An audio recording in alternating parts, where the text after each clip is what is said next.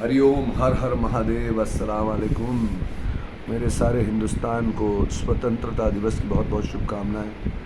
Happy independence day आप सबको। Independence day क्या आज 15 अगस्त ही वो एक दिन है जब हम अपने इंडिपेंडेंस डे को मनाते हैं?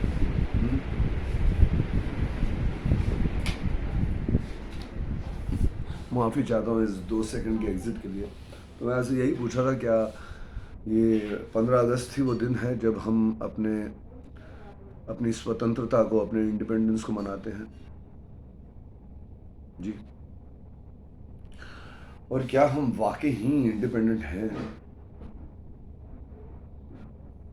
किस बात की स्वतंत्रता मना रहे हैं हम लोग? आज हम इंडिपेंडेंस डे मना रहे हैं तो किस बात के लिए मना रहे हैं?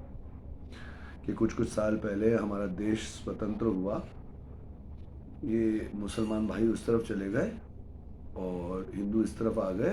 जो ये खामखा का तांडव चल रहा था वो जिन्ना गांधी के बीच में सेट हुआ और 14 अगस्त को वहाँ कुछ लहराया और 15 अगस्त को यहाँ हमारे देश में एक तिरंगा लहराया और स्वतंत्रता दिवस घोषित कर दिया गया, मना दिया गया। फिर गणतंत्र दिवस भी आता है, उसमें एक संविधान लिखा गया। गणतंत्र दिवस और स्वतंत्रता दिवस का एक गठन है। जब हम स्वतंत्र हुए तो एक स्वतंत्र देश को चलाने के लिए एक गणतंत्र चाहिए। वो गणतंत्र बना, सिविक लॉ बने, मनुष्य जाति, देश को चलाने वाला प्रशासन, देश की प्रोटेक्शन के लिए प्रशासन, देश के कल्याण के लिए प्रशासन, और नगर सेवक और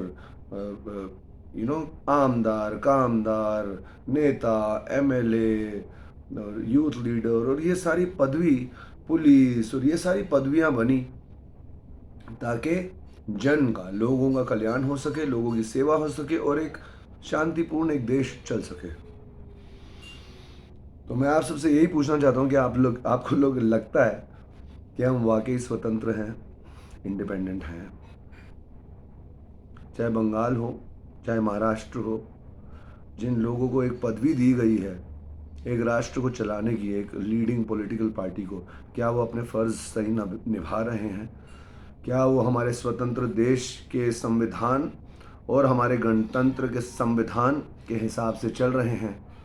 क्या वो जन कल्याण, विकास पर चल रहे हैं? आज भी इंडिया को थर्ड वर्ल्ड कंट्री माना जाता है। क्यों माना जाता है?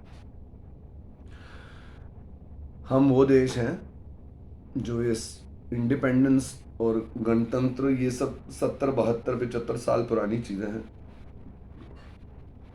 हम वेदों, शास्त्रों, ग्रंथों, संस्कारों का देश है जो हज़ारों साल पुराना है।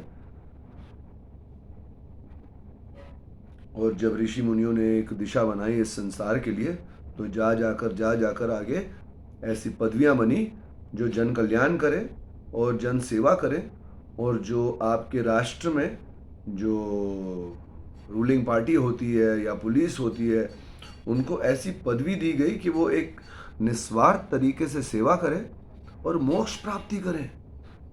लेकिन यहाँ तो सारी बात तो उल्टी चल रही है। आप सब लोगों ने देखा बंगाल में पुलिस, रूलिंग पार्टी क्या करती है।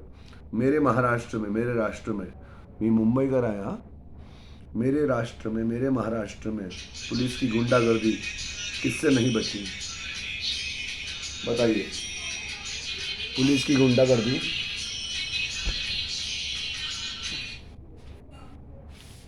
I am sorry for that, police की गुंडागर्दी किससे नहीं बची? आज आपका एक्स कमिश्नर परमवीर सिंह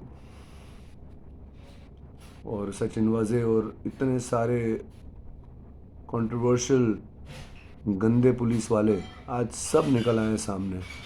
और आपको इस वीडियो के माध्यम से ये बता दूं कि परमवीर सिंह जैसे कुत्ते की भविष्यवाणी मैंने सुशांत की मौत के बाद लिख ली थी।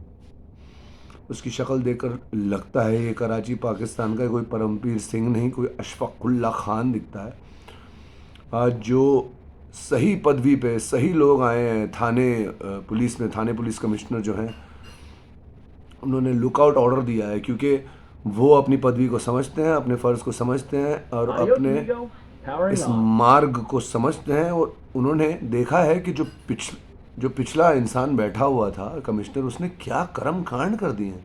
कमिश्नर पुलिस का ऑफिस, इट वाज अ मतलब डॉन का ऑफिस। क्या क्या हुआ है वहाँ से, मनसुख हिरेन, दिशा सालियन, सुशांत, और सबसे बड़ा कमिश्नर महाराष्ट्र का कौन होता है, मुंबई पुलिस कमिश्नर होता है, साधु लिंचिंग, साध्वी प्रज्ञा को टेररिस्ट कहने वाला ये परमवीर सिंह है। इसको हम 13 महीने पहले भस्म कर चुके हैं। हमारी भविष्यवाणी थी, ये गया, ये फिनिश है। मेरे कहने का मतलब यही है कि हम इतने सारे लोग हैं, पब्लिक है, कोई डॉक्टर है, कोई आर्किटेक्ट, हम सब जनता हैं।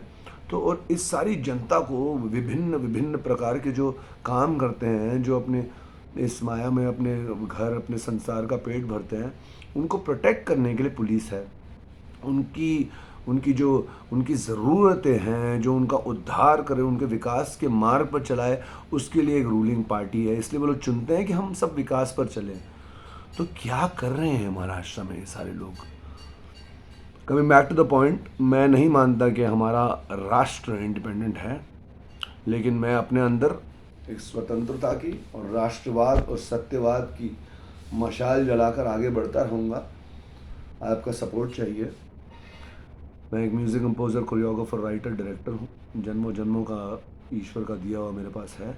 और मैं देखता हूँ कि मेरे राष्ट्र में आग लगी हुई है, क्योंकि जो लोगों को पदवी दी गई है लोगों की सेवा करने के लिए, वो अपना राज एंजॉय कर रहे हैं, जो बहुत अफसोस की बात है। उनके कर्म उनके साथ हैं, और कर्म बहुत बुरे हैं तो डेफिनेटली फल भी बहुत बुरा ही होगा। इंडिपेंडेंस, डिविनिटी, यूनिकनेस अपने अंदर मनाइए, किसी का बुरा ना सोचें। अगर आपको एक इतनी बड़ी पदवी दी है तो आप अपनी बैंक बैलेंस का ना सोचें, आप लोगों के कल्याण का सोचें, और आप उस माध्यम से आपको मोक्ष प्राप्ति भी मिल सकती है। लेकिन आपने इस माया में इस बात का उल्लंघन किया है, और मोह माया में फंसकर आपने पता नहीं क्या क्या किया, वो तो आप जाने और आपके कर्म जाने। Happy independence day. मैं अपना इंडिपेंडेंस रोज़ मनाता हूँ, मैं अपनी डिविनिटी रोज़ मनाता हूँ। मैं महाकालेश्वर का बच्चा हूँ। 45 साल से मेरा इस बम्बई नगरिया में जन्म हुआ है। मैं मेरे आसपास होती हुई चीज़ें देखता हूँ तो मेरी आत्मा रोती है, लेकिन मैं रोऊंगा नहीं।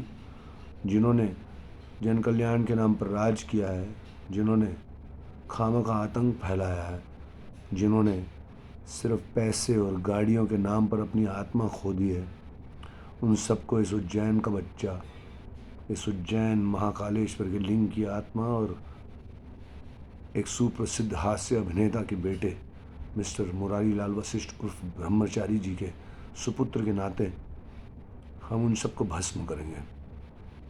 रोज़ आप इंडिपेंडेंस मनाएं, मेरे साथ जुड़े रहें, और हम हर मुद्दे की तह तक पहुंचेंगे।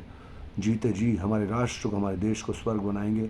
इस बात का आश्वासन नहीं, विश्वास दिलाता हूं मैं आपको। हर हर महादेव। आपका सदैव सदियों से Puneet Vashishtha. Love you all man.